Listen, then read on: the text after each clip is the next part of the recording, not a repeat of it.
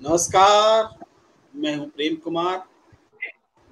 आपका स्वागत है प्रेम से बोलो सत्य बहुमत। बारिश से देश बेहाल है, जनता बेहाल है। हर शहर में बारिश के कारण ट्रैफिक जाम तो बहुत छोटी बात हो गई। जगह जगह जल जमाव ऐसी है कि राजधानी दिल्ली की तो बात करें तो ऐसा लगता है दिल्ली पानी में डूबा हुआ है। गुड़गांव की बात करें और बुरा हाल है। हिमाचल में मंडी ऐसा है, जो नदी किनारे जो अपार्टमेंट्स बने हुए हैं सब में पानी घुसा हुआ है, 3-3 फ्लोर तक। कोई बड़ा हादसा अनहोनी अब तक नहीं हुई है, लेकिन फिर भी पूरे देश में बारिश के कारण 50 के करीब जान जा चुकी है। उत्तर प्रदेश में अकेले 35 लोगों की जान गई है। तो ये बारिश एक ऐसी चीज है जिस पर हम ये नहीं कह सकते कि अमुक कारण से ऐसा हुआ, लेकिन ये एक बात सोचने की है कि हम सिर्फ दैवी आपदा बोलकर बच भी नहीं सकते। कि कुदरती आपदा है, बारिश हुई, जरूरत से ज्यादा बारिश हुई तो ऐसे हालात बन गए।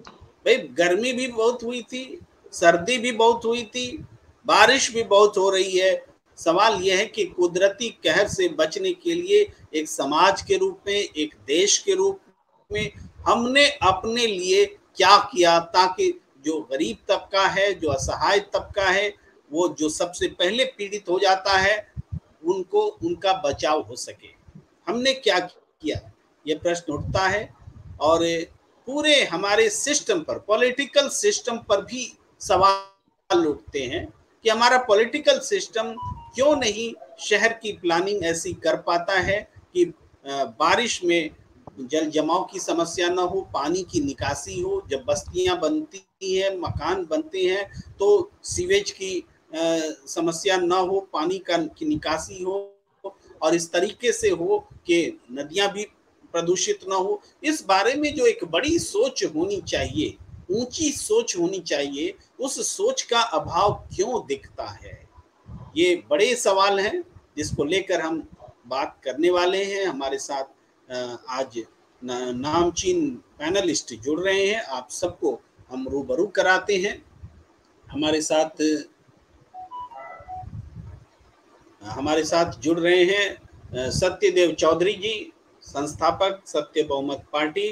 रोज की तरह आपके शब्दों का हमें इंतजार होता है। और हमारे साथ जुड़ रहे हैं राहुल तालान जी, सीनियर जर्नलिस्ट हैं। आपका बहुत बहुत स्वागत है। आप परिचित होंगे राहुल तालान जी से। देश के अलग अलग चैनलों पर अपनी राय देते रहे हैं, लंबे समय से पत्रकारिता करते रहे हैं, और फिर फिलहाल सर्वे एजेंसी चलाते हैं, आपको जनता की नब्ज बताते हैं। हमारे साथ जुड़ रहे हैं ओम नाथ जी, सीनियर जर्नलिस्ट हैं। बहुत मासूमियत से आम जनता की भाषा में गंभीर बात बोलने के लिए जाने जाते हैं। हमारे साथ जुड़ रहे हैं विकास कुमार जी। विकास जी सोशल एक्टिविस्ट हैं, लगातार सक्रिय रहते हैं, जनता के अवेयरनेस को लेकर के आप हमेशा एक्टिव रहते हैं। आपका बहुत बहुत स्वागत है। और सबसे पहले मैं सत्यदेव चौधरी जी आपके पास ही आना चाहता हूं कि ये जो बारिश जैसे हालात हैं, इस हालात से निपटने के लिए एक सिस्टम को कैसे वर्क करना चाहिए? जी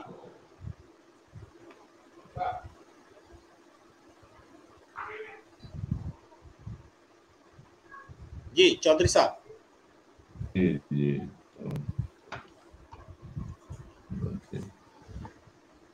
जी, धन्यवाद प्रेम जी। देखिए, ये बारिश की आपदा जो है ना, ये कोई नई आपदा नहीं है। इससे पहले भी कितनी बार और कितने ही शहरों के अंदर कहीं पर भी हो सकती है, चाहे बिहार में, असम में, केरला में, तमिलनाडु में, और इधर हिमाचल और उत्तराखंड के अंदर तो ये रेगुलर सी बात है। इसके अंदर जो शहरों के अंदर खास तौर से जो समस्या है, और ये जो जल भराव की जो समस्या है, ये समस्या मैं जहाँ तक समझता हूँ, बहुत ज़्यादा प्लास्टिक, जो ये प्लास्टिक की पन्नियाँ काम में ली जाती हैं, जहां देखो वहीं ये प्लास्टिक, जहां देखो वहीं प्लास्टिक, प्लास्टिक का ढेर लगा हुआ है। और ये प्लास्टिक सारे का सारा इन नालियों के अंदर और ड्रेनेज के अंदर जमा हो जाता है। और ये आपको पता ही होगा कि ये जो पन्नियां हैं, जो प्लास्टिक की थैलियां हैं, इसका 200 से 250 साल तक ये डिग्रेड नहीं होती। अब 200 से 250 साल तक डिग्रेड नहीं होंगी तो भुगतो। और आज के दिन हालत ये है कि किसी भी घर के अंदर, किसी भी कस्टमर, किसी भी दुकानदार के पास जाओगे तो वो सिवाय इस प्लास्टिक की थैली के सिवाय कुछ और काम में चीज लेता ही नहीं है। एक सब्जी वाले से अगर आप 4 तरह की सब्जी लोगे तो वो चारों के 4 पन्नियों में डाल के देगा, चार चार थैलियों में डाल के देगा। और बड़ी खुशी खुशी से हम लोग यहाँ लेके आते हैं अपने घर में, और वो चारों के चारों थैली फिर ऐसी सड़क के ऊपर फेंक देते हैं। तो वो तो सब सारे नालियां जाम हो गई। और दूसरी समस्या ये है कि जिस पानी को, जिसको अंग्रेजी में वाटर हार्वेस्टिंग बोलते हैं, वो वाटर हार्वेस्टिंग हमने नहीं करी। नहीं तो गर्मियों के अंदर आपको पानी नहीं मिल रहा है, और बरसात के अंदर बाढ़ इतनी आ गई तो उसको पानी को कंट्रोल नहीं किया जा रहा। कम से कम शहरों के अंदर तो आप वाटर हार्वेस्टिंग करके इसको बहुत अच्छे से इसका संचयन किया जा सकता है। पानी को अगर आप इकट्ठा करके रखेंगे तो वो पानी आपको गर्मियों में काम आएगा। और इतना पानी हम बर्बाद कर देते हैं इसी जो बरसात का पानी है, जो इकट्ठा नहीं करने की वजह से इतना पानी बर्बाद हो गया जिसका कोई हिसाब नहीं है। और चलो खैर, ये तो समस्या है पानी की, बरसात की। आप बिना बरसात के ही देख लीजिए, आज के दिन दिल्ली या दिल्ली के आसपास की सड़कों के ऊपर जितनी गाड़ियां चलती हैं उतनी गाड़ियों के लायक वो सड़कें नहीं है। और आप जब देखो, जब सड़कें चौड़ी करोगे, जब देखो तो सड़कें चौड़ी इसलिए थोड़ी करनी है कि ये गाड़ियां को पार्किंग करने के लिए बनाई है। जितने मर्जी पुल बना लो, पुल बनाने के बाद भी वहां भीड़ खत्म नहीं होके देती। जो रास्ता 15 मिनट का था, उस रास्ते को पार करने के लिए कम से कम 1 घंटा चाहिए। और कितना भी कुछ भी आपने साधन बना दिया, ये तो मैं समझता हूँ कि बिल्कुल ये हमारी सरकारी राजनीतिक व्यवस्था की 100% से भी ज्यादा फेल्योर है। कहीं पर इनकी बुद्धि काम कर नहीं कर रही है कि क्या समस्या का समाधान होना चाहिए, कैसे समस्या का समाधान होगा, वो उसके लिए ये बिल्कुल भी गंभीरता इन लोगों में है ही नहीं। खाली ये इंतजार कर रहे हैं कि भाई किसी तरीके से भी ये पानी रुक जाए और ये समस्या जो है एक बारी आंखों के सामने से ओझल हो जाए, बस उस बात का इंतजार कर रहे हैं। और इसके अलावा अगले साल फिर बारिश आएगी, जी उसका कोई इंतजाम नहीं है। जी जी जी प्रेम जी। मैं चौधरी साहब, आप जो भी बातें कह रहे हैं वो बातें जो सिविक सेंस, हमारा जो सिविक सेंस है उस पर सवाल उठ रहा है, आम नागरिकों के सिविक सेंस पर सवाल उठ रहा है। लेकिन आम नागरिक तो व्यवस्था से संचालित होता है। हमारे देश में ग्राम पंचायत की व्यवस्था है, नगर निकाय है, विधानसभाएं हैं, लोकसभा है, सभी राजनीतिक व्यवस्था के नीचे से ऊपर तक स्तर हैं। लेकिन मैं अब राहुल तालान जी को जोड़ता हूं, आपके पास भी आऊंगा इस प्रश्न को लेकर। ये बड़ा प्रश्न है कि ये जो व्यवस्था है सिविक एम्यूनिटीज के बारे में, देखिए फ्यूचर प्लानिंग कौन करेगा? प्लानिंग तो होती है शहर की, और उस हिसाब से ये हो सकता है कि आबादी बढ़ जाए, घट जाए, तो प्लानिंग में सुधार भी होता है। लेकिन हम तो देख रहे हैं कि जितने भी बड़े शहर हैं, राजधानी दिल्ली देख लीजिए या कोई नए शहर हैं, नए शहर का भी बुरा हाल है। तो कहीं कोई प्लानिंग दिखती ही नहीं है। क्या इसकी वजह यह है कि मैं थोड़ा सा पॉलिटिकल भी बोलना चाहता हूँ राहुल जी, कि भाई 2024 में चुनाव है, तब तो सारी पार्टियां बैठ करके गठबंधन भी कर ले रही है। हाँ, बीजेपी भी अपनी प्लानिंग कर ले रही है, एनडीए कैसे मजबूत होगा वो भी सोच ले रहे हैं। लेकिन साल के अंत में बारिश आएगी, हर साल बारिश आएगी और हालात बाढ़ के होंगे, इसकी प्लानिंग करने के लिए कोई नहीं बैठता। राहुल जी, देखिए, ये बड़ा दुर्भाग्य है हमारे देश का कि शहर बसाते चले जाते हैं। जैसे आपने गुड़गांव का जिक्र किया, गुड़गांव में शहर पहले बसा दिया गया, ड्रेनेज सिस्टम बाद में डेवलप कर रहे हैं। ऐसे ही नोएडा में आप देखेंगे कि शहर पहले बसा दिया गया, जगह जगह आपको सड़क खुद से ड्रेनेज सिस्टम डेवलप करते हुए दिख जाएंगे। तो वैसे ही दिल्ली के साथ हुआ है। दिल्ली में इतनी अवैध कॉलोनी बनी, फिर उन अवैध कॉलोनी में जो प्रॉपर्टी डीलर थे उन्होंने वहां कॉलोनी बना दी, लोग आके बस गए, लोगों ने पूछा ही नहीं कि ड्रेनेज सिस्टम कहाँ है, खुली नालियों से कॉलोनी बस गई। दिल्ली में इतनी सारी खुली नालियां हैं कि देख के भी ये लगता है कि ये देश की राजधानी है, बताइए। और देश की राजधानी में खुली नालियां, अवैध कॉलोनी में, तो ये जो लोगों का ये शहरीकरण की तरफ झुकाव है, एक तो ये तो प्रॉब्लम है ही कि हर कोई शहर में बसना चाह रहा है गांव को छोड़ के, ये एक बहुत बड़ी प्रॉब्लम है। दूसरा कि हम प्लानिंग बहुत अच्छे से करते नहीं, प्लानिंग कर भी लेते हैं तो एग्जीक्यूशन नहीं होता है। जब शहर में अवैध कॉलोनी बस रही थी तो डिपार्टमेंट जो भी ये डीडीए क्या कर रहा था दिल्ली जैसे शहर में, सवाल ये भी खड़े होते हैं। तो हर जगह करप्शन है। आप देखिए कि आप किसी भी अंडरपास में चले जाइए, दिल्ली के में, नोएडा के में, या कहीं भी, तो नोएडा में थोड़ा आपको बेहतर भी लगेगा, लेकिन दिल्ली के किसी भी अंडरपास में चले जाइए आपको पानी भरा हुआ दिख रहा है। जबकि टेक्नोलॉजी इतनी अपडेट हो गई है कि वाटर पंप है, ऑटोमेटिक वाटर पंप है, सेंसर वाले वाटर पंप है जो पानी को वहां से ड्रेनेज कर सकते हैं, लेकिन कहीं कोई नहीं चल रहा है। तो हर जगह करप्शन है, जल बोर्ड में करप्शन, बिजली विभाग में करप्शन, पीडब्ल्यूडी में करप्शन, हर जगह करप्शन है। और करप्शन से में सिर्फ ये नहीं है कि ये डिपार्टमेंट इन्वॉल्व है, करप्शन में नेता भी इन्वॉल्व होते हैं इसमें, क्योंकि जब वो करप्शन करते हैं तो नेताओं के यहाँ भी जा रहा होता है, जो भी उस मिनिस्टर होता है उस डिपार्टमेंट का, वो मिनिस्टर भी खा रहा होता है, तो वो उस पर ध्यान नहीं देता है। फिर बाकी जो विधायक होते हैं उनके भाई भतीजावाद होता है कि वो ठेकेदारी उसमें कर रहे होते हैं जब वो डेवलप हो रहा होता है। तो भारत तो में राहुल सबसे जी, बड़ी आप कह दिक्कत रहे हैं ये, कि सारी समस्या की जड़ करप्शन है, यही कह रहे हैं? हाँ, करप्शन है सारी समस्या की जड़। अगर जो देखिए, यही हम किसी भी फॉरेन कंट्रीज में देखें कि अगर जो उनको एक बार पता चल गया कि ये सड़क ट्रैफिक को नहीं लोड ले पा रही है, पहली बात तो वैसी प्लानिंग करते हैं, और फिर उनकी ट्रैफिक पुलिस की बहुत इन्वॉल्वमेंट होती है जिसको ट्रैफिक मैनेज करना होता है। भारत में तो पता ही नहीं चलता है। आप नोएडा में देखिएगा, कभी ये कट बंद हो जाता है, कभी ये कट शुरू हो जाता है, कुछ दिन 6 महीने एक कट खुला रहेगा, फिर दूसरा खोल देते हैं। समझ में नहीं आता है कि क्या प्लानिंग के साथ सड़कें बनाई गई थी, जहाँ जो ट्रैफिक कोई एडजस्ट नहीं कर पा रही है। जबकि हर किसी के पास रीजन होता है ना कि जब आप शहर बसाते हैं तो 100, 200, 400 साल, 500 साल के लिए बसाएंगे ना। तो जब ऐसे शहर बस रहे हैं तो आप सोच के बसाएंगे कि कितनी बड़ी सड़कें चाहिए। और ऐसा नहीं है कि अब ऐसा डेटा अवेलेबल नहीं है कि हर साल कितनी गाड़ियां लेकिन खरीदी जाती हैं राहुल जी, थोड़ा भारत सा की। आप ट्रैफिक की बात कर रहे हैं, थोड़ा सा आपसे को इंटरप्ट कर रहे हैं कि दिल्ली में ट्रैफिक डिपार्टमेंट ने 19 बार दिल्ली सरकार को लिख करके दिया कि मानसून आने वाला है, और 173 ये पॉइंट्स हैं, 173 जगह हैं जहां पर कि जल भराव होगा, आप पहले से तैयारी कर लीजिए, ये कहा गया। इसके बावजूद कुछ भी नहीं हुआ।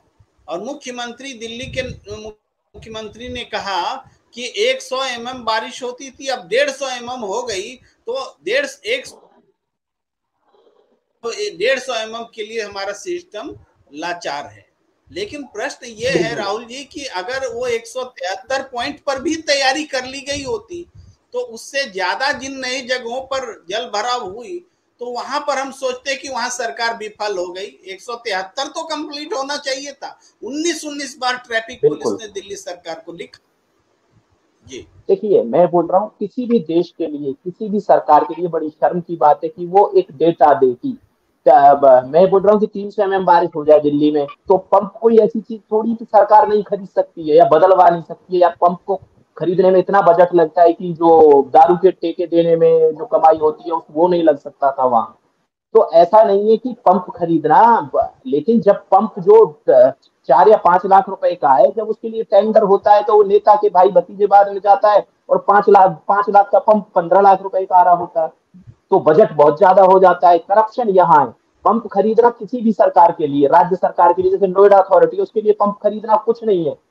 जहाँ के पीओन 4-4, 5-5 करोड़ रुपए कमा के बैठे हों, जी जिनके खाते में इतने पैसे हों, तो उनके लिए पंप खरीदना कौन सी बड़ी बात है। पंप खरीदना एक दिन की पाएंगे, ऐसा नहीं है कि आपको अमेरिका से पंप मंगाने, भारत में पंप बनते, वाटर पंप।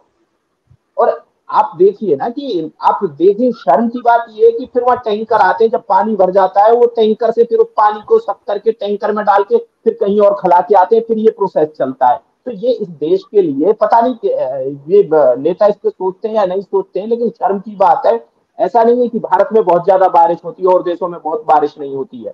बहुत सारे देशों ने अपने अपने जो समुद्र के किनारे बसे हुए शहर हैं, इतनी इतनी पानी आता है उनमें, और बारिश होती है कि समुद्र का पानी भी आ रहा होता है, वो तब भी उस पानी को जो ड्रेनेज उनका सिस्टम निकाल के बाहर फेंक देता है। तो हम इतने जब हम विमान इंजन बनाने की आपके बात पास कर रहे हैं, इतने आपके बड़े पास बड़े आते इंजन हैं राहुल बनाने की जी, बात कर रहे हैं। जी आपके पास आते हैं राहुल जी, थोड़ी जी चर्चा में शामिल हम कर लेते हैं विकास जी को भी, ओम जी को भी। विकास जी, आप तो सोशल एक्टिविस्ट हैं, समाज के अलग अलग हिस्सों में जाते हैं, समझते हैं। क्या आम लोग क्या कहते हैं, ये हमारी नियति है, इसी के साथ जीना पड़ेगा, बारिश होगी तो जाम होगा ही, बारिश होगी तो जल जमाव होगा ही, इसमें अरविंद केजरीवाल क्या कर लेंगे, उन्होंने थोड़े मानसून भेजा है, क्या इस तरह से रिएक्शन आती, क्या बोलते हैं लोग? अनम्यूट कर लीजिए, अनम्यूट कर लीजिए। जी जी जी जी, आवाज आ रही है? बिल्कुल, जी, बोलिए आवाज आ बोलिए। रही है प्रदीप जी? जी, देखिए, ये बारिश जो है एक तो बिल्कुल बोलिए प्राकृतिक है। बोलिए। हेलो, बारिश जो है वो तो एक प्राकृतिक है, कोई पहली बार नहीं आ रही है, पहले भी आता रहा है। और ये जरूर है कि इस बार ज्यादा हो गई, और करीब 40-41 साल का जो रिकॉर्ड टूटा है, जो खबर में आ रही है। लेकिन ये जो बारिश जो आई है, इसका अब तो आज के टाइम में एक ऐसी हमारे पास टेक्नोलॉजी साइंस है जिसका प्रिडिक्शन पहले से ही पता हो जाता है। तो हमें जब पता होता है सरकारों को, तो आपने भी बताया कि पुलिस ने 19 बार उसका संज्ञान में दिया कि भाई बारिश आ रही है तो उसकी तैयारी क्या होनी चाहिए। अगर तैयारी हो तो जरूर इस समस्या से निजात पाया जा सकता है। अब रही बात की हमारे जो पॉलिटिकल पार्टियां हैं, उनके लिए जो हमारे इलेक्टोरल पॉलिटिक्स में ये भी है समस्या है कि लोग जो है इस मुद्दे को मुद्दा नहीं मानते, चुनाव के समय ये सारी बातों को भूल जाते हैं। नेता भी है, नेता और जो ब्यूरोक्रेट्स का नेक्सस ऐसा है कि बड़ा भ्रष्टाचार होता है, बड़े बड़े इसके ऊपर बजट होते हैं, जो हमारे ड्रेनेज सिस्टम को लेकर के, आपके साफ सफाई को लेकर के बड़े इतने बड़े बजट होते हैं, लेकिन बजट कहाँ जाता है, क्या होता है, पता नहीं होता है। तो ये एक बहुत बड़ा भ्रष्टाचार है, और ये सब मिले हुए हैं, नेता और ब्यूरोक्रेट सारे मिलके करते हैं। मुझे तो ऐसा लगता है अगर वो चाहे, उनकी इच्छा शक्ति हो, तो ये समस्या नहीं होगी।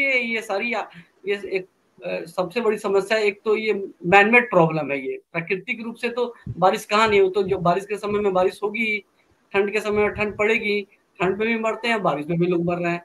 तो ये समस्याएं सरकारों को पता होता है, उनको सारी सूचनाएं होती है, लेकिन चूंकि उनके फोकस में नहीं है, ये मुद्दा है ही नहीं उनके लिए। उनका तो मुद्दा है कि बस लड़ा भिड़ाते रहो, जाति धर्म में करो और सत्ता पे कब्जा करो।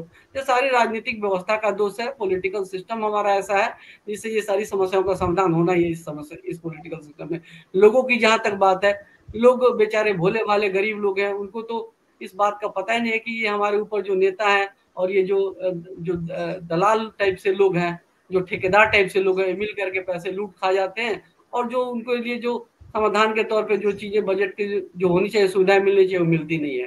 तो ये सब बातें हैं, लेकिन वो कुल मिला के फिर वही धनबल बाहुबल का इतना बोलबाला होता है कि चुनाव में ये सारे मुद्दे गौड़, ये मुद्दा बनता ही नहीं है।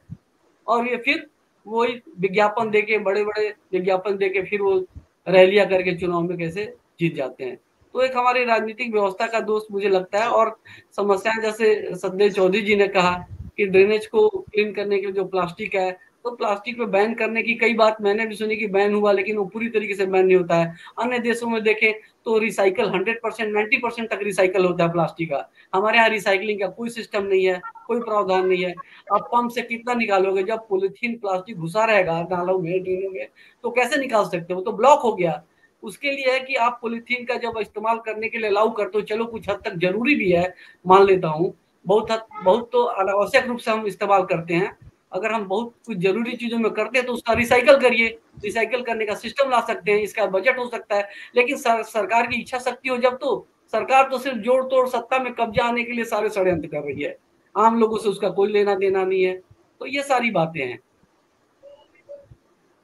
जी जी, मैं ओमनाथ जी आपके पास आता हूँ। देखिए, सारी समस्या की जड़ सरकार ही है।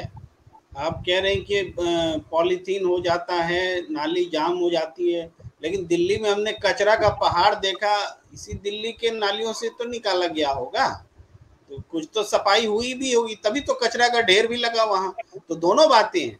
तो कचरे का ढेर भी हम लगाना जानते हैं, कचरे का उपयोग करना जानने के बावजूद नहीं करते हैं, उससे बायोगैस और तमाम तरह की चीजें ज्ञान देने के लिए कह दी जाती हैं, लेकिन कभी उस पर काम नहीं होता है। और दूसरी बात यह है कि मैन मेड भी होता है। अगर हरियाणा से पानी छोड़ दिया जाएगा तो दिल्ली में बाढ़ आएगी, तो बाढ़ भी एक प्रॉब्लम है, लेकिन जल जमाव एक अलग प्रॉब्लम है। दो तरह की समस्याएं हैं, मगर सारी समस्याओं का निराकरण हमारे इस लोकतांत्रिक सिस्टम में, जिसमें लोकसभा है, विधानसभा है, नगर पालिका है, शहरों में और गांव में ग्राम पंचायत है, लेकिन आवाज जनता की जा ही नहीं रही है। जनता परेशान है। ओमनाथ जी, प्रेम जी, आप बोले कि वहां पे हम लोग प्लास्टिक डाल देते हैं और कूड़े का ढेर भी देखे हैं। बस वो प्रोसेस में क्या हो रहा है कि सिस्टम बंद पड़ा है। जो जिसको निकाल के वहां तक पहुंचाना था, जिसको खत्म करना था वो पहाड़, वो पूरा कोलैप्स कर चुका है, क्योंकि उनकी इच्छा शक्ति है ही नहीं। ये हेलो, हाँ, इच्छा शक्ति नहीं है। इस कारण से वो सिस्टम को जैसे प्लास्टिक ब्लॉक किए हुए है, उसी तरीके से वो राजनीतिक व्यवस्था ऐसी है कि उसको ब्लॉक किए हुए है इस समस्या का। अब बाढ़ की बात रही, हरियाणा से आए चाहे यूपी से आए, कहीं से पानी आए, नदी के रास्ते आएगी जाएगी, इस पे नहीं कहा जा सकता है। लेकिन जो बरसात कितनी दो, और उसी में ये प्रॉब्लम है पूरा। आपको स्कूल बंद करना पड़ा, आपको बच्चों को स्कूल नहीं ले जा सकते हैं आप। कई गुड़गांव के ऑफिस को भी बंद कर दिया गया, वर्क फ्रॉम होम कर दिया गया। तो ये तो महानगर है, आप सोचिए ग्रामीण इलाकों में क्या होता होगा। सबसे ज्यादा विक्टिम कौन होता होगा इन चीजों का। यहाँ तो सारे लोग हैं, नेता भी दिल्ली में रहते हैं, उनके घर में भी पानी गया है, और आम पब्लिक के घर में भी पानी गया है। तो यहाँ आप हम लोग चर्चा कर रहे हैं, लेकिन इतना ही बरसात अगर गांव में, एक जहाँ पे नदी के पास गांव होता है, वहां पे बताइए उसकी कुछ कोई लेने वाला होगा? नहीं होगा, क्योंकि सरकार की प्रायोरिटी में है ही नहीं कि हम व्यवस्था जो है उसको हम सही से चलाएं। और इस कारण से जल जमाव जो हो रहा है, इसमें वही है कि नगर निगम उस पर टालते हैं, बजट नहीं है, बजट का रोना। लेकिन जो डेली डे टू डे का काम है वो भी करने पे जब नहीं कर पा रहे हैं, तो बताइए लोग, मैंने जनता का कुछ अपने उपाय सोचते ही नहीं है कि जनता के लिए हमको कुछ करना है। सिर्फ अपने भ्रष्ट सिस्टम में रहना है और वहीं पे अपना कमा के रहना है। जनता के लिए कुछ नहीं करना है इनको, बस। जी हेलो जी, मैं सत्यदेव चौधरी जी के पास आना चाहता हूँ। आपने कुछ लीड्स दिए हैं, उस आधार पर सत्यदेव चौधरी जी से सवाल रखता हूँ कि ओमनाथ जी बता रहे हैं कि जनता की कोई चिंता कर ही नहीं रहा है। वो गरीब लोग जो गांवों में रहते हैं, बारिश के कारण आज परेशान हैं, और हालात तो ये हैं कि गर्मी आती है तो पीने का पानी नहीं होता है। एक समय पानी की कमी झेलते हैं और एक समय पानी के कारण परेशान रहते हैं। और हमारा जो नागरिक सिस्टम है, नागरिकों को सुविधा पहुंचाने का सिस्टम, नियम बनाने की विधानसभा या कानून बनाने के लिए लोकसभा, विधानसभा लोकसभा दोनों, ये सिस्टम कहाँ सोया हुआ है? यही जनता की, कभी पानी नहीं है तो जनता परेशान, कभी पानी है तो परेशान, कभी बारिश नहीं हो रही, सूखा पड़ रहा है, कभी नेपाल ने पानी छोड़ दिया, बिहार में बाढ़ आ गई। ये सारे हालात हैं, इसको टैकल क्यों नहीं कर पा रहे? देखिए प्रेम जी, इन सत्ताधारियों ने जो काम इनको खुद को करना चाहिए था वो नहीं करके इन्होंने छोड़ दिया वो सारे का सारा काम भगवान भरोसे। अब लेकिन सारे जो भगवानों के मुख्य भगवान हैं वो भी सारे इनके कब्जे में हैं। आज के दिन तो अयोध्या में राम इनके कब्जे में है, बनारस में शिव इनके कब्जे में है, मथुरा में कृष्ण इनके कब्जे में है, और जो थोड़े बहुत भगवान रह रहे हैं तो उनको भी ये कब्जा कर लेंगे। कर लो। तो जब भगवान भरोसे ही करवाना है तो फिर इन सरकारों की जरूरत क्या है? और ये तो मैंने आपको अभी बताया कि देखिए, रिसाइकिल जब तक आप नहीं करोगे, आप विकास जी बिल्कुल ठीक कह रहे हैं, रिसाइकिल प्लास्टिक को जब तक नहीं किया जाएगा 100%, या तो इसको बैन कर दीजिए, प्लास्टिक को बनाना ही बैन कर देंगे, तब ये इसको काम में भी नहीं लिया जाएगा। दिल्ली के अंदर तो खास तौर से जल भराव की समस्या मैं जहां तक समझता हूं, सिवाय प्लास्टिक के और कोई कारण ही नहीं है। अन्य शहरों के अंदर भी प्लास्टिक अगर नहीं होगा तो इतना जल भराव नहीं हो सकता। प्लास्टिक के कारण ही ये सारे का सारा सब नालियां जाम है, सब चौक है, सब कुछ। तो इसका आगे निकासी नहीं है तो फिर क्या होना है? फिर तो यही होना है। तो प्लास्टिक की रिसाइकिल करिए, और अगर रिसाइकिल का इंतजाम आप नहीं कर सकते हैं तो इनको प्लास्टिक को बनाना बैन कर दीजिए तुरंत। तो इसके अलावा और कोई समाधान इसका है नहीं। और प्लास्टिक को रिसाइकिल करोगे तो आपको फायदा ही है, कोई नुकसान थोड़ी है। जो रिसाइकिल करके जो मटेरियल बनेगा वो भी उतना ही वैल्यूएबल है, करीब करीब जितना कि नया है। बल्कि आज के दिन तो रिसाइकिल की ज्यादा वैल्यू है। तो हर आदमी अपनी थैली के ऊपर लिखता है जी कि मैंने इसको तो ये काम करेगा करके कौन चौधरी साहब? हाँ, तो ये चौधरी काम साहब तो ये देखिए काम करेगा सरकारों को कौन? करना है। प्लास्टिक बैन नहीं होता है, लेकिन हम देखते हैं जी हम देखते हैं कि दुकानों पर दुकानदार चोरी छिपे प्लास्टिक का इस्तेमाल करता है। अरे अभी आने वाले हैं कमेटी वाले, चुपके से ले लीजिए, प्लास्टिक में दे देते हैं। अच्छा इतने बजे के बाद नहीं देंगे, 1 घंटा रुक जाते हैं और फिर वो प्लास्टिक में बेचते हैं। फिर वो आकर के हर दुकान वाले से किसी को पकड़ लिया तो भी पैसा लेना है, नहीं पकड़ा तो भी पैसा लेना है। तो इस तरीके से प्लास्टिक का इस्तेमाल हो रहा है। तो प्लास्टिक का इस्तेमाल रोकने का क्या उपाय है? क्या दुकानदारों पर पैसा लेकर के रोका जाएगा प्लास्टिक का उपयोग? नहीं, प्लास्टिक के बदले में आप पहले भी जब प्लास्टिक नहीं था तब भी तो हर तरह से काम सामान पैक हुआ करता था ना, कागज के लिफाफों में, कपड़ों के थैले में, या किसी और तरह से लोग बाग अपने झोले में भी डाल के ले जाते थे सामान को। तो खाली प्लास्टिक ही तो एक ऐसा विकल्प नहीं है ना इसका। प्लास्टिक तो आपने इतनी सुविधाजनक बना लिया और इतना सस्ता बना दिया। ये प्लास्टिक के ऊपर या तो इतनी ड्यूटी लगा दीजिए कि जिसके के ऊपर आकर्षण हो ही ना। चौधरी साहब मेरा इसलिए हस्तक्षेप है प्रश्न के रूप में कि प्लास्टिक जहां बनता है वहां पर बंद कराइए ना प्रोडक्शन। जनता को क्यों परेशान कर रहे हैं? प्लास्टिक का प्रोडक्शन रोकिए। और इसके लिए रोकने वाली संस्था क्या कर रही है? कौन है जिम्मेदार? बिल्कुल सरकार जिम्मेवार है, सरकार जिम्मेवार है। और आप बिल्कुल ठीक कह रहे हैं, जहां ये प्रोडक्शन हो रहा है वहां पर बैन हो जाना चाहिए। अब आप कहोगे जी कि जो प्रोडक्शन करने वाले हैं वो बेरोजगार हो जाएंगे, तो उनके लिए तो और सारी दुनिया भर की योजनाएं बनाई जा सकती हैं उनको किसी काम में लगाने के लिए। अरे भाई, जो हानिकारक चीज है जिससे सारे समाज, सारा शहर, सारी के सारी मानवता बर्बाद हो गई, उसके लिए भी फिर खाली वो प्लास्टिक बनाना जरूरी है क्या? जहां देखो वहीं प्लास्टिक, जहां देखो वहीं प्लास्टिक। तो और प्लास्टिक की वजह से सारा ये काम खराब हुआ है।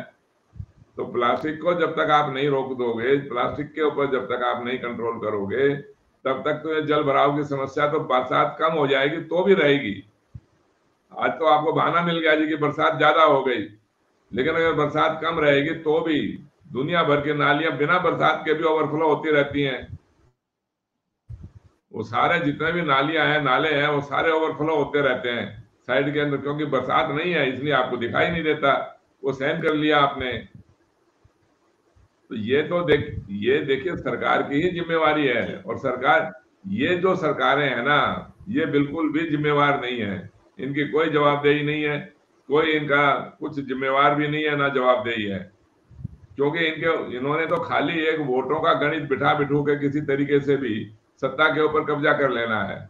और सत्ता पर कब्जा करने के बाद में समस्याएं क्या है जनता के लिए, उसे जनता का इनको कोई लेना देना ही नहीं है। अब ये बारिश ज्यादा हो गई तो स्कूल बंद कर दो, सर्दी ज्यादा पड़ गई तो स्कूल बंद कर दो, और कहीं कोई सड़क खुद रही है तो उसका रास्ता जाम कर दो, बंद कर दो, रास्ता बंद कर दो। अरे उसका कोई विकल्प भी तो बनाइए आप। आज बारिश हो गई तो सारे स्कूल बंद कर दिए, सारे बाजार बंद कर दिए आपने, सारे दफ्तर बंद कर दिए। ये कोई समाधान थोड़ी है। समाधान तो ये होता है कि भाई चाहे कोई, फिर आपने नेशनल डिजास्टर मैनेजमेंट बना रखे हैं, वो किस लिए बना रखे हैं?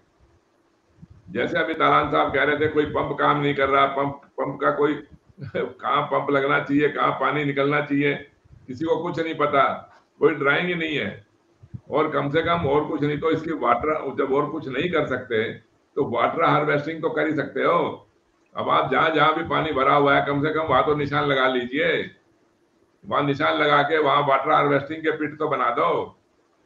उसके अंदर क्या है, वो तो आप प्राइवेट भी किसी को बोल दोगे ना कि भाई जहां जिस एरिया के अंदर वाटर हार्वेस्टिंग होनी है वहां अगर मेरे घर के पास में कोई हो रहा है तो मान लो मेरे को या मैं, हम 10-5-20 जने मिलके अगर कहें जी हम ये वाटर हार्वेस्टिंग के पिट हम बना देंगे तो बनाई जा सकती है, लेकिन वो काम तो करना नहीं है। जब निशान ही नहीं लगाया वाटर हार्वेस्ट तो अच्छा होता ना कि साफ पानी जमीन के अंदर जाता, जमीन के पानी का स्तर भी बढ़ जाता, गर्मियों के अंदर वो पानी काम आ सकता था। अब हालत ये है कि जो अब पानी बरसा वो तो बर्बाद हो रहा है और गर्मियों के अंदर आपको पानी मिलेगा नहीं और जमीन से पानी आप निकाल नहीं सकते। एक सवाल मन में आ रहा है जी चौधरी साहब, एक सवाल मन में आ रहा है, आप दिल्ली में बचपन से रहे हैं, यहीं के कॉलेज में पढ़े हैं, तो दिल्ली में हम सुनते हैं कि पहले बहुत तालाब हुआ करते थे।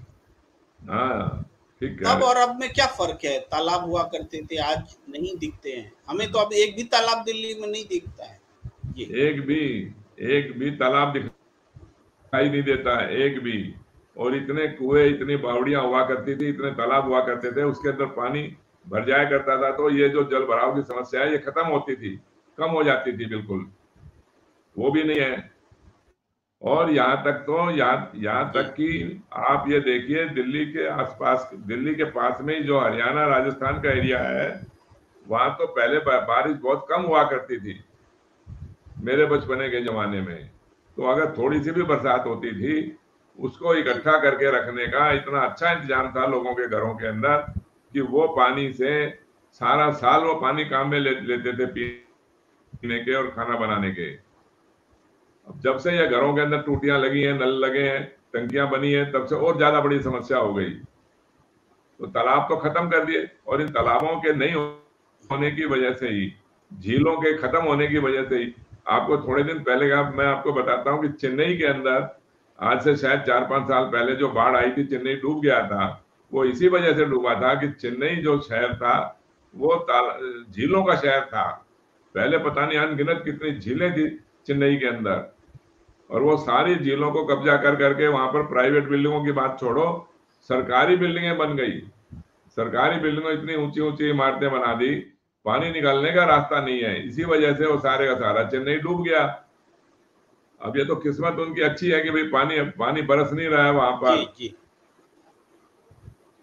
बिहार के अंदर देख लीजिए आप, बरसात के अंदर। चौधरी साहब आप ही के सवाल, आप ही के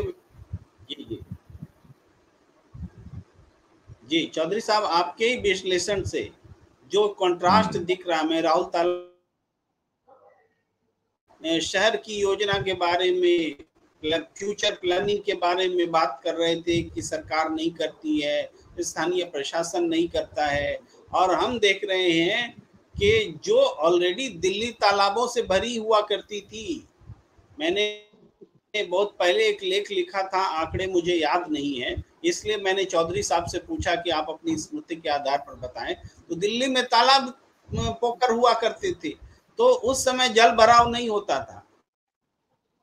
उसके बाद दिल्ली इतनी बड़ी हो गई, आबादी इतनी घनी हो गई, मगर हमारी प्लानिंग कहीं नहीं रही। हम तालाब को खत्म होते देखते रहे और यहाँ जल जमाव बनी हुई, और आज भी हम निराश हैं। मुख्यमंत्री कहते हैं कि भाई हमारे पास तो क्षमता ही नहीं है इससे लड़ने की, इससे जूझने की। सरेंडर है दोनों हाथ उठा करके राहुल तालाब। देखिए उनके तो दावे तो पेरिस बनाने के थे ना। सवाल यही है ना कि जब आप बड़ी बड़ी बातें करके आते हैं और फिर करते कुछ नहीं है। बोले कि भाई 380 झील बनाएंगे, ये बनाएंगे, स्पेन बना दिया ना राहुल तालान जी। स्पेन में भी बाढ़ आई है, बहुत बुरा हाल है, तो स्पेन बना दिया दिल्ली को।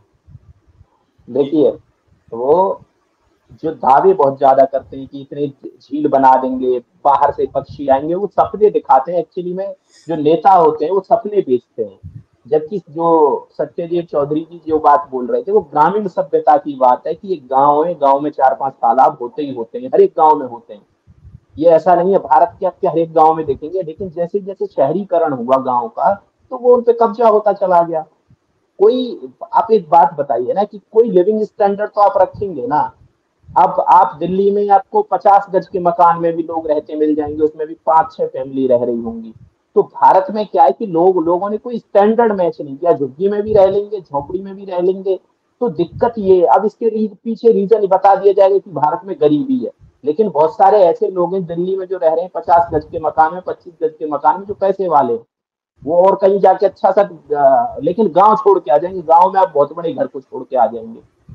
तो जैसे आप नोएडा में देख लीजिए, नोएडा में बहुत सारे गांव हैं, उन गांव में भी तालाब होंगे ना, 4-5 तालाब हर एक गांव में होते हैं। जैसे मेरे गांव में अभी भी 4-5 तालाब हैं, लेकिन वो तालाब, वो नोएडा के जो गांव वाले तालाब थे वो कहाँ चले गए, किसी को नहीं पता है कहाँ चले गए। कोई जवाबदारी नहीं है नोएडा अथॉरिटी की या किसी की भी। गाजियाबाद में जो शहरीकरण हुआ है, यहाँ के गांव में भी 4-5 तालाब होंगे, वो तालाब दिखेंगे कहाँ, किसी को नहीं, उन पे आज बिल्डिंग बन के खड़ी है। इसीलिए प्रशासन में ना भ्रष्टाचार है। जो हमारे बुजुर्ग थे, बुजुर्गों ने बहुत सोच समझ के बनाया था कि गांव में पहले पशु होते थे, इसमें पशु नहाएंगे, ये पीने वाला तालाब है, इससे पानी पियेंगे, इससे सिंचाई होगी। तो ऐसे होता था गांव का सिस्टम। लेकिन अब क्या है कि अब जो गांव में तालाब बचे हैं, जो आजकल की पीढ़ी है उनका महत्व ही नहीं समझ रही है और उनको गंदा कर दे रही है। अब गांव गांव में देखिए, जैसी टेक्नोलॉजी होती है ना, वैसे नुकसान भी आते हैं। जैसे हर एक गांव में आपको आजकल समरसीबल दिखेंगे, और लोग इतना पानी जमीन से खींच रहे हैं, इतना पानी जमीन से खींच रहे हैं कि पता नहीं जमीन या पानी उगलती है क्या। वो कुछ दिन में सब जगह सूखा पड़ जाएगा। जैसे चेन्नई की जो बात की सत्यदेव चौधरी जी ने, चेन्नई में इस बार सूखा पड़ा हुआ है, टैंकर से पानी भेजा जा रहा है पीने के लिए। टैंकर से पानी कितनी बार चेन्नई में गया, इस बार भी जा रहा है। जब बारिश होगी तो अंधाधुंध होगी। तो हमने जो प्रकृति से छेड़छाड़ की है ना, एक तो वो भी रीजन है कि हम बहुत लालची हो गए, लोभी हो गए, हर चीज में प्रकृति से छेड़छाड़ है हमारा। और उसका, और दूसरी चीज इसके लिए करप्शन जिम्मेदार है कि हर कोई करप्ट है सिस्टम में। भारत के सिस्टम में हर कोई करप्ट है। जैसे आपने स्पेन की बात की, स्पेन में वो, उसको बोल सकते हैं कि अब जलवायु परिवर्तन की वजह से ये सारी चीजें हुई स्पेन में, लेकिन स्पेन का सिस्टम खराब है ऐसे नहीं बोल सकते हैं आप। ऐसा नहीं हो सकता है कि स्पेन में वाटर लॉगिंग लगातार चलती रहे, ऐसे नहीं होता है स्पेन में या लंदन में। तो वहां क्या है कि अगर जो उनको पता चल गया कि बारिश इतनी ज्यादा हो गई, तो नए पंप ले आएंगे, नए पंप सेट, बड़े बड़े पंप सेट आएंगे और वो पानी को बाहर फेंकना शुरू कर देंगे। भारत में तो आते ही नहीं है पंप। आप 1 घंटे खड़े रहिए किसी उसके नीचे, फ्लाईओवर के पास या अंडरपास के, आप 1 घंटे खड़े रहिए, कोई आएगा ही नहीं। आपको लास्ट में आपको पारी करके जाना पड़ेगा, गाड़ी से बाइक से तो आपको पार करना पड़ेगा। फिर वो ऐसे ही गाड़ियों के टायर से चला जाएगा, 2 दिन बाद अथॉरिटी आएगी, बोलेगी चलो इस पानी को सोख लो, यहाँ से सोख के कहीं दूसरी जगह डाल दो। तो ये जो करप्शन है ना हम में, अब सामाजिक स्तर पे भी हम लोगों में करप्शन है। फिर जो हमारी ये कार्यपालिका है या जो हमारे ये अधिकारी हैं, इनके लेवल पे भी करप्शन है। तो ये कोई आपको, जैसे प्लानिंग में मैंने जैसे बताया कि कोई शहर बस रहा है, जब शहर बसा तो नोएडा तो बहुत नया शहर है, नोएडा के लिए अच्छी प्लानिंग क्यों नहीं की गई। आप देखिए ग्रेटर नोएडा और अच्छा शहर है, लेकिन उसमें भी बहुत सारी कमियां, कोई तालाब नहीं है, किसी सेक्टर में आपको तालाब नहीं मिलेगा, ना आपको ग्रीनरी मिलेगी। छोटे छोटी सड़कों पे बस वो बना दिया। जब आप जमीन ले ही रहे तो बड़ी बड़ी चौड़ी सड़कें बनाइए, बहुत ज्यादा गिरेगी करिए। हर अपार्टमेंट में वो पोंड नहीं मिलता है आपको, तो हमें दिखता है स्विमिंग करते हैं लोग इस पे। हाँ, वो स्विमिंग पूल जरूर मिलेगा। जैसे सत्यदेव जी ने बोला कि भाई वाटर हार्वेस्टिंग के लिए क्या, वाटर हार्वेस्टिंग के लिए कुछ नहीं है। वाटर हार्वेस्टिंग के लिए आपको किसी भी सोसाइटी में चले जाइए, आपको कुछ नहीं मिलेगा। अब जैसे प्लानिंग पूरी होती है, जैसे जहां मैं रहता हूँ वाटर हार्वेस्टिंग के लिए उसका पानी है, जो बारिश का पानी, उसके लिए अलग से नाली बनी हुई है, सीवेज के लिए अलग से नाली बनी हुई है, वो अंडर है वो। तो लेकिन ये पानी जाता कहाँ है किसी को नहीं पता है, वो नालियों में ऐसे ही पड़ा रहता है, निकलता ही नहीं है बाहर, भर धीरे धीरे खत्म हो जाता है, पता नहीं कहाँ जाता है। तो जो चीजें वो कभी भी जो ये जो बारिश वाले पानी के लिए जो नालियां बनी हुई उनकी कभी सफाई नहीं होती, देखिए मैंने। लगातार राहुल जी हम लोग बात कर रहे हैं समस्या की, और सोल्यूशन में बस यही दिखता है कि भ्रष्टाचार खत्म हो जाएगा तो सब ठीक हो जाएगा। ओमनाथ जी, ये भ्रष्टाचार खत्म कैसे होगा कि ये सारी चीजें ठीक हो जाएं? भ्रष्टाचार ही तो सारी व्यवस्था की मजबूती का कारण है। जो वर्तमान व्यवस्था है, जो भ्रष्ट व्यवस्था है, उसकी मजबूती का तो आधार ही भ्रष्टाचार है। तो भ्रष्टाचार खत्म कैसे होगा? म्यूट हटा लीजिए ओम जी। मैंने शायद कर रखा है, देखता अनम्यूट कर लीजिए नहीं सर, अपने। हाँ आप एक बार क्वेश्चन रिपीट बोलिए। कीजिए सर, तब आप एक बार क्वेश्चन रिपीट कीजिए क्योंकि उनको आवाज नहीं आ रही थी। हाँ, प्रश्न ये है, हेलो। जरूर जरूर जरूर जरूर प्रश्न ये है कि राहुल जी कह रहे हैं कि सारी समस्या की जड़ है भ्रष्टाचार। जितना जो हम बाढ़ बेबसी सबकी बात कर रहे हैं, तो ये भ्रष्टाचार खत्म हो जाएगा, समस्या ठीक हो जाएगी। तो भ्रष्टाचार खत्म कैसे होगा? इस भ्रष्ट व्यवस्था की तो मजबूत नींव है भ्रष्टाचार। देखिए, भ्रष्टाचार तो खैर खत्म नहीं बोलिए। होगी, लेकिन आपको एक सिंपल उदाहरण बता रहे हैं।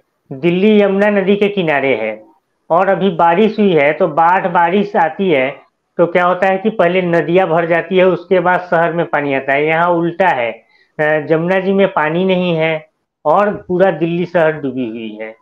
ये है, तो ये वही है कि व्यवस्था जो बनाए हुए हैं वो व्यवस्था खराब है। तो व्यवस्था कैसे सुधरेगा जब नए व्यवस्था के तहत नहीं, कोई ओम जी थोड़ा आएगा। सा करेक्शन कर लेते हैं, थोड़ा करेक्शन जी कर लेते हैं ओम जी। आमतौर पर आप जो बात बोलते हैं वैसा होता है, लेकिन इन दिनों अभी यमुना जी में पानी जो है खतरे के निशान को छू रही है। और कभी भी अगर हरियाणा वाला पानी आ गया, हथनी कुंड वाला, तब ये बाढ़ का पानी पूरी दिल्ली को चपेट में ले सकता है। तो ये स्थिति है। अभी ऐसा नहीं है कि यमुना जी में पानी नहीं है, पूरे उफान पर यमुना है जी। नहीं तो मैंने ये पानी, बरसात का पानी तो नदी में ही जाएगा ना, शहर में तो रहेगा नहीं। तो मैंने अच्छा, ये हमको पता नहीं था, ये हमको कि अभी बाढ़ में वो यमुना जी का जलस्तर अभी ऊपर है। सो लेकिन ये बात है, देखिए, एक तो व्यवस्था ऐसी बनी हुई है ना कि मैंने यहाँ पे हर हर कदम पे करप्शन है। वो करप्शन हटाने के लिए एक पूरी व्यवस्था बदलने की जरूरत है। वो हमारा चुनाव का तरीका बदल ले। उसके बाद नए लोग माने आए, राजनीति में आए, जो प्रबल इच्छा के साथ राजनीतिक काम करे, देश हित में काम करे। वैसे लोग आए जो जनता की सूद लेने वाले हो, वैसे लोग आएंगे और वही लोग इसको करप्शन को दूर कर सकते हैं। क्योंकि नई पीढ़ी जो आएगी वो उनका करप्शन का शायद हो सके तरीका यमुना अलग जी होगा, लेकिन वैसे लोग कैसे मैंने आएंगे? राजनीतिक में नहीं यमुना जी वैसे लोग कैसे आएंगे? बैंड बाजा बजाया जाए, गीत गाना गाया जाए, कैसे आएंगे वैसे लोग अच्छी व्यवस्था में राजनीति के लिए? जब उनके लिए वो जो राजनीति में आने की प्रक्रिया जो इतनी जटिल है, जो हमारे यहाँ भाईवाद, भतीजावाद जो आरोप लगता है, उसमें नए और अच्छे लोगों के लिए गुंजाइश कम है। लेकिन जो माने पार्टी जहाँ पे लोग जुड़ के अगर इसको आगे बढ़ाते हैं, तो उनके लिए ये बहुत बेहतर प्लेटफॉर्म होगा। और मैंने बहुमत का जो, जहां तक हम समझते हैं, आइडिया जो है कि पब्लिक से कांटेक्ट करके बात करना, उनके उनके लिए काम करना, क्योंकि उनके द्वारा चुन के आए हैं तो उनके लिए काम करेंगे, तब ये व्यवस्था बदल सकती है। लेकिन ये पूरा नए तरीके से इसको करना पड़ेगा, तब जाके बदलेगी। ऐसे नहीं बदलेगी, अचानक तो नहीं हो पाएगा, क्योंकि देखिए ये एक दिन का है नहीं समस्या। जी विकास जी, आप क्या कहना चाहेंगे इस पर? देखिए, एक बात तो ये है, जो हमारा इलेक्टोरल सिस्टम है, इसमें मुद्दा जो है ना, वो लोगों के लिए नहीं है। क्योंकि हमारे यहाँ जो चुनाव होता है, इसमें वोट की कोई आवश्यकता नहीं है, मुझे जहाँ तक लगता है वोट की जरूरत है ही नहीं। अगर वोट की जरूरत होती तो वोटर के लिए वोटरों का मुद्दा होता। यहाँ जो सरकार बनाने की हमारे यहाँ व्यवस्था है, वो सांसदों का बहुमत है। सांसदों के बहुमत में वोटरों की जो जरूरत है वो गौण हो जाती है। इसीलिए मैं समझता हूँ सारी समस्या इसी में है। ये सांसदों का बहुमत जो है ना, ये गलत व्यवस्था है, गलत सिस्टम है, जिसको हम पार्लियामेंट्री डेमोक्रेसी कहते हैं। पार्लियामेंट्री डेमोक्रेसी में जनता का कोई मुद्दा होता नहीं है और सरकार बनाने के लिए वोटों की जरूरत होती ही नहीं है। फिर जब वोटों की जरूरत नहीं है तो वो वोटरों का तब मुद्दा यही ना, अभी बाढ़ की समस्या है, जल जमाव की समस्या है, ये इशू बनता ही नहीं है। ये तो बस धनबल और बाहुबल से सांसदों को खरीदो, जोड़ तोड़ करके सरकार बनाओ। वोट की क्या जरूरत है? वोटर की भी कोई जरूरत नहीं है। जब तक सरकार बनाने में वोटर की कोई भूमिका नहीं बनेगी, वोटर की आवश्यकता नहीं होगी, तब तक ये कोई भी परिवर्तन नहीं होगा। ऐसे ही फिर अगले साल भी हम डिस्कशन करने बैठेंगे, अगर यही हाल रहा तो सिर्फ डिस्कशन होता रहेगा, समाधान नहीं होगा। समाधान तो इसका एकमात्र के पास आखिरी कमेंट के लिए आ रहा हूँ जी। चौधरी साहब, आपके पास आखिरी कमेंट के लिए आ रहा हूँ कि क्या लगता है, बाढ़, जल जमाव जैसी समस्या कभी सदन में चिंता का मुख्य विषय बन पाएंगी? देखिए, इन नेताओं की बनाई हुई समस्या को नेताओं ने बड़ी आसानी से प्रकृति से जोड़ दिया इसको। ये तो प्राकृतिक आपदा है, ये प्राकृतिक आपदा नहीं है, ये समस्या ही नेताओं की बनाई हुई है, जिसके अंदर नेता लोग जिम्मेवार नहीं बनते, तो फिर ये सरकार बनती क्यों है? और देखिए, ये प्रकृति से अगर आप इसको जोड़ना चाहते हैं तो फिर आप इसको सत्य बहुमत से जोड़िए। सत्य बहुमत एक प्राकृतिक सच्चाई है जो हम बार बार बोलते हैं। अगर लोगों के समर्थन से आप समस्या का समाधान ढूंढने की कोशिश करेंगे तो शायद नहीं, ये सारी समस्या खत्म ही हो जाएंगी। जैसे मैंने आपको बताया कि वाटर हार्वेस्टिंग को चिन्हित करके अगर एक एक कॉलोनी के अंदर सरकार का खर्चा भी नहीं होगा, सरकार का बजट भी बनाने की जरूरत नहीं है, वो कॉलोनी वाले ही बना देंगे उस पिट को, उसमें कोई ऐसी कोई बहुत बड़ी बात नहीं है। तो ये तो देखिए, प्राकृतिक सच्चाई तो सत्य बहुमत ही है, जिसके अंदर लोगों की भागीदारी बने समस्याओं के समाधान के अंदर। अब ये लोगों की भागीदारी तो बनने नहीं देते हैं, भागीदार तो रहेंगे खाली अकेले मुट्ठी भर लोग, जो ऊपर के लोग जो हैं। ठेकेदारी तो इन्होंने ले ली सारी राजनीति की और जब भी कोई समस्या नहीं है, जब तो ये सारे के सारे नेता बहुत छाती निकाल के बात करते हैं, और जब समस्या फंस गई तो अब कोई सामने नहीं आता। अब कौन सा नेता कहाँ चला गया? दिल्ली के नेता, वो तो दिल्ली सरकार भी इनकी और अब तो कॉरपोरेशन भी इन्हीं की है। अब किसके ऊपर दोषारोपण करोगे आप? अब ये कहोगे जी कि एलजी नहीं करने दे रहा हमारे को, क्या हुआ क्या? अब ये कुछ तो करोगे। अच्छा चलो, मैं कहता हूँ जल भराव को आप छोड़ दे एक बारी। उठा रहे हैं चौधरी साहब जी। एक बारी मान लो आप ये जल भराव वाली बात को अलग कर दें, लेकिन जो सड़कों के ऊपर भीड़ है, ये तो 12 महीने 24 घंटे भीड़ है ना।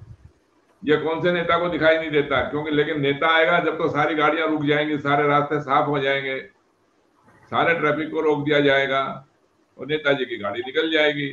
उनको कोई दिखाई नहीं देता कि भाई ये सड़क की भी समस्या है कोई। मैंने आज तक दुनिया के अंदर इस तरीके की ये जो मेट्रो बनाई हुई है, मैंने इतने शहरों के सबवे देखे हैं, कहीं पर भी ऐसा नहीं है कि कभी 40 फुट नीचे जमीन के और कहीं 40 फुट ऊपर जमीन के लेवल के ऊपर एक भी मेट्रो नहीं है। अरे भाई, या तो नीचे ही बना देते सारी की सारी, या ऊपर ही बनाते। पता नहीं क्या है, क्या कैसी डिजाइन है ये। और ये भीड़ को रोकने के लिए तो आप सड़कों के ऊपर ट्राम भी चला सकते हो, कम से कम ये भीड़ की समस्या नहीं होगी, सड़कों के ऊपर इतनी गंदगी नहीं होगी। प्लास्टिक को कंट्रोल कर सकते हो और वाटर हार्वेस्टिंग कर सकते हो। बस इसका यही समाधान है, और कोई समाधान नहीं है। लोगों को भागीदार बनाइए आप। सत्ता के अंदर जिनसे आप वोट लेते हो उनको भागीदार बनाइए, साथ में उनको जिम्मेवार बनाना चाहते हो तो उनको भागीदार भी बनाइए,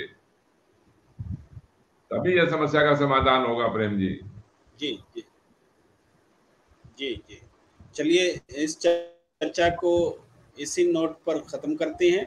और इस चर्चा में जुड़ने के लिए सत्यदेव चौधरी जी आपका बहुत बहुत आभार, विकास कुमार जी आपका बहुत बहुत आभार, ओमनाथ जी, राहुल दलान जी आप सबका बहुत बहुत आभार, और आप तमाम दर्शकों का भी जो लगातार हमारे साथ जुड़े रहे और